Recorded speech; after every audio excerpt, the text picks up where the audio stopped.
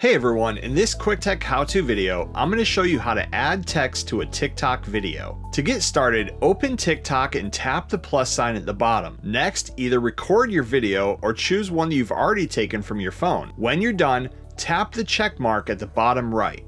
Now at the bottom, you'll see the items that you can add, like sounds, effects, stickers, and text. Tap text and type what you want to appear.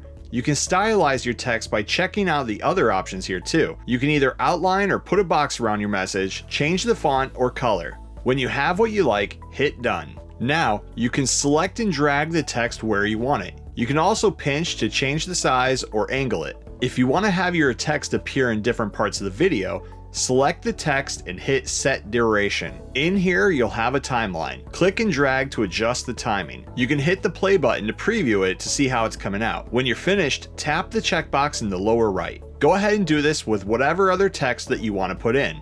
When you're done adding any effects or transitions that you want to add, hit the next button and finish your post like you normally would. And that's how you can add text to a TikTok video. Thanks for watching. Please like and subscribe and stay tuned for more quicktech how-to videos.